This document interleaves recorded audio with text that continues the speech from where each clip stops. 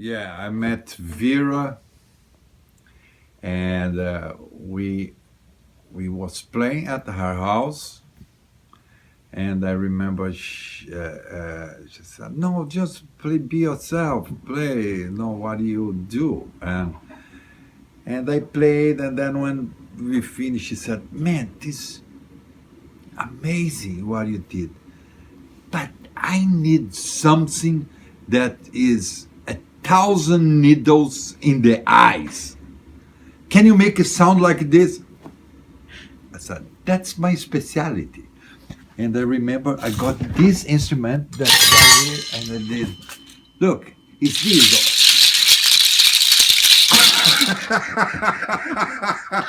Well, it was so different for me, because Vera was like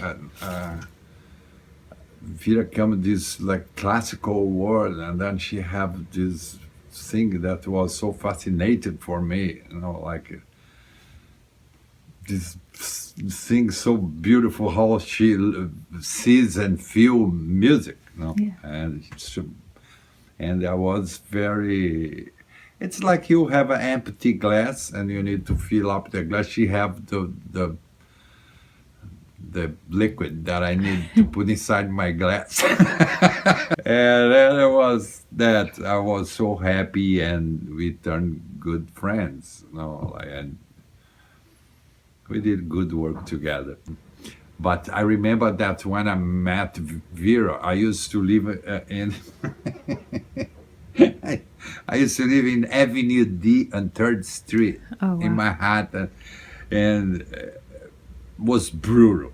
No, and I remember Vera coming. She had courage to go there to my place. I felt so sad. I mean, this lady is really courageous, and she is a very courageous. That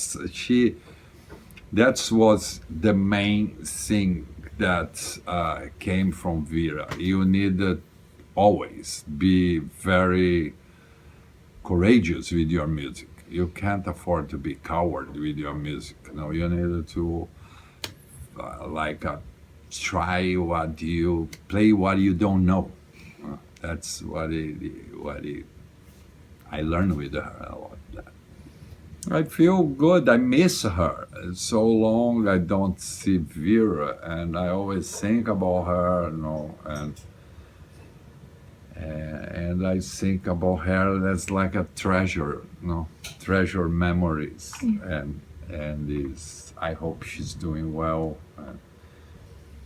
She was very important for me and for my family. Yes, I love you. I love you, baby.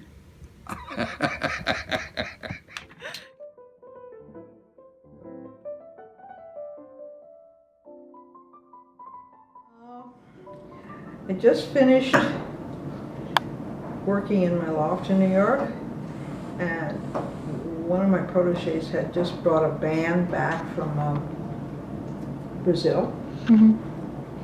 And so I went with some of my assistants in the middle of the night to hear this band. And we went and sat down, and they started to play. It was really wonderful. Then all of a sudden, this huge basket appeared, flat, huge basket, with thousands of tiny bells trimming it on the outside. And somebody from behind all this kit of enormous percussive instrument peeped up with this big thing. You didn't see his head, and he started shaking it. And the more he shook it, the more the music began to go insane. It just worked. He created not an effect, but a whole environment. It was a thrilling experience. I never forgot it. So the next day, someone would call him and say, would you like to work on some kind of project I was working on at the time? And of course, he was delighted, and we got to know each other. Memories of Cyro and our artistic and musical friendship, and the assistance that I could give in so many ways, which I was delighted to do. They're just beautiful. He's a great artist. There's no question of that. And there's no question that he understands not the effect of what he does, but the structural element of how all those sounds are put together. It's just amazing. And he deserves the accolades and the wonderful Grammys and the crossovers to so many styles that he.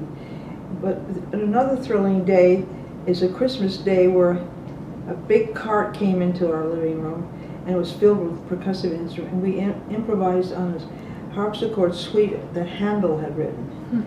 And I played, and we had this great conversation, the two of us musically, between that Baroque period and all these instruments that he had brought.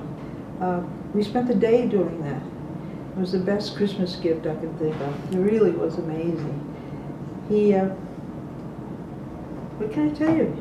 He's an old, dear friend. The guidance that I can give and his sharing with me his experiences have also made us two artists that work together and agree, you know, when something is very real.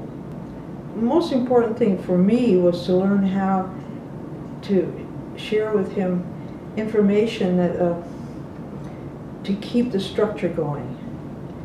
It got at times so that he would reinvent itself too soon. You know, the listening of that was a learning experience for him and for me, you know. And the indirect direction that I could add to that knowledge he has and that instinct and that enormous gift for what the core of what music, how music is doled out. And it isn't just rhythm, it's environment, it's harmonic, it's got every element that's dealing with it and putting it together all at once and creating something that I guess you would call style, the style that's in front of me. I guess that's why I know that's why his career is so varied. It's just, you know, to be able to go from Paul Simon to Sting to Yo-Yo Ma to, you know, that's an amazing feat of authenticity.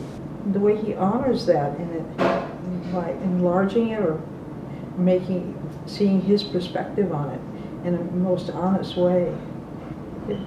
Extraordinary man.